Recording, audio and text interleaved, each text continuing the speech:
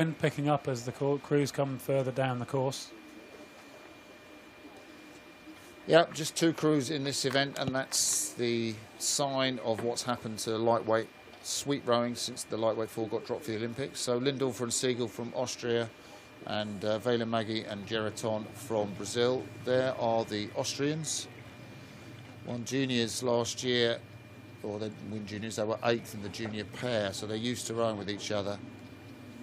Anton Siegel, closest to you, 19 years of age, slightly older of the two. Lorenz Lindhofer, the 18-year-old behind him. Vast gulf in experience from these 2 guys here. Willem Geraton in the stroke seat, 27, and behind him Javier Vela Maggi. And they took a bronze medal in this event at the World Championships last year. They were in a double scull, would you believe? Finished 14th in the Rio Olympics, so they're both used to competition at the highest level. And it's a real match of youth and experience, this one, it really is. It's unusual to get juniors from the Junior Championships the year before. I know you rowed, Greg, in the juniors the same year, and the seniors the same year you did the juniors, but it is unusual to see junior athletes, and the Austrians shot off there. Well, it is unusual to see, and who knows whether they'll make it through to the World Championships, but here on home water in Austria, I guess the Austrian ex-junior pair, we see them here, used to rowing together, moving very smoothly together, and getting that coxless pair nicely up and away.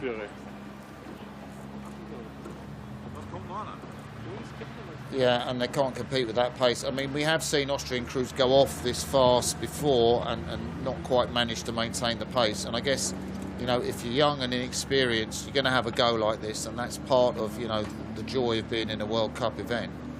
The Brazilians, you know, vastly more experienced in terms of competition. They did get the bronze medal in the lightweight men's pairs event at the World Championships last year. So I suspect they will come back into this race as the first quarter progresses. I can't see the Austrians manage to maintain that over the 2K. No, well, I don't think they will maintain this. I mean, they've gone out clearly to make a statement, clearly try and get a lead. It's a match race, isn't it? It's a head-to-head race. Normally 6-lane racing. This is like a Henley race. It's head-to-head. And the Brazilians, I think, haven't been thrown. I think they're going to settle into a lower stroke rate and look to just maintain their position. The Austrians are rowing like the Irish pair, O'Donovan and Driscoll, you know, that rowed over. No, they're longer than 43. them. They're longer than them. If you're watching our presentation back in Ireland, boys, we hope you're enjoying the training and looking forward to watching this race and tomorrow's A-finals on World Rowing. And that Irish pair did prove to us you can race over the course like this, but it'll be an interesting thing to see if the Austrians are able to keep up this pace for the full 2,000 metres, or whether the slightly more conservative Brazilian pace will start to press through as the race goes on. The Brazilians are at 39, Greg. You wouldn't think that, would you? But it's just that the Austrians are at 42. I mean, what a great couple of youngsters. I mean, we've seen young Romanian crews come over and rate very high. But the Brazilians edging ever closer, and they are the fastest moving boat on the course at the moment, and I'm sure their bows will hit the front. There we are. So what do you do now if you're in the Austrian boat, Greg?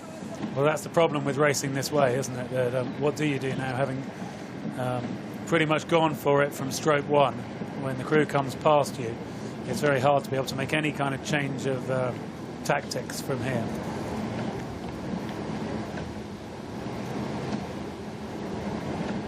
So on the left of your picture, it's Vilan Geraton. Oh, well, just as I say that, the camera goes off to the Austrians just to look at their faces. I mean, they are still in there and still competitive as they come up to the 1,000 metres.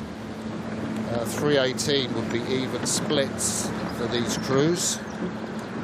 So it's 3:22, so that's sort of a 1:39 and a 1:43 or something like that. So decent fade from the Brazilians as they go through into the race's third quarter. But they're still there, the Austrians, aren't they? Good on them.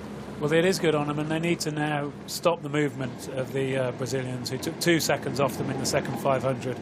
Right now, they need to make sure that goes, at least stays or goes back the other way, because the Brazilians are going to just start to get sight of them out of the corner of their eye, and likewise, the Austrians will lose sight of the Brazilians, which is just that little bit more demoralising.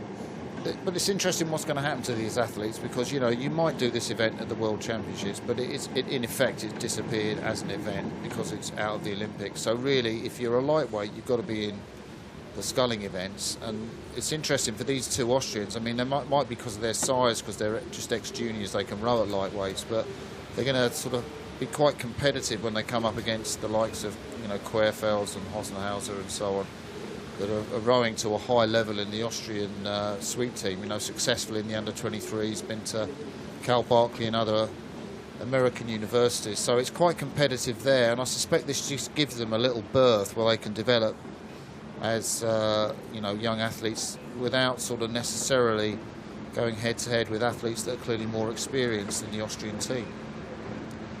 Yeah, I understand that, and ultimately they will need to switch to sculling if they're to want to make it towards the Olympic Games. And as we saw, a very competitive lightweight singles race, less competitive here in this pairs race with only 2 entries. So Brazilians again 2 seconds quicker in that third 500, so they've managed to keep their boat speed quicker for that whole middle 1,000. And they've moved 4 seconds off the fast starting Austrians. So the Austrians are going to have to do something very spectacular, and I would say unusual, if they're going to come back from this margin now. Well, these Brazilians, as I say, they are very experienced, and William Garaton in the stroke seat with the yellow cap on first came into the under-23 scene, at least back in 2012. And then, of course, with Brazil and the continental qualification, has been able to get into the Olympic Games in that double scull, and then really try, you know, if you're not competitive in the double scull, then try and get into the pairs. So they did pick up that bronze medal in Sarasota last year, behind the Irish in that never-to-be-forgotten race, O'Donovan and O'Driscoll. But the pairs coming into sight now. As you see the drone shot, you know you're near the finish in the red boys, don't you? And the white Filippi Italian shell of the Brazilians driving towards the line. But the Austrians are well in contact, and they're getting a real shout from the crowd, Greg.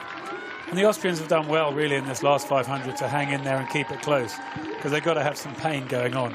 I think it is going to be another 2 seconds that the Brazilians have taken out of them in the last 500. But got to be impressed by the way the Austrians took that on, and I think they can be pleased with how they've raced there in, like we say, this small field of 2 in the men's lightweight pair. Absolutely.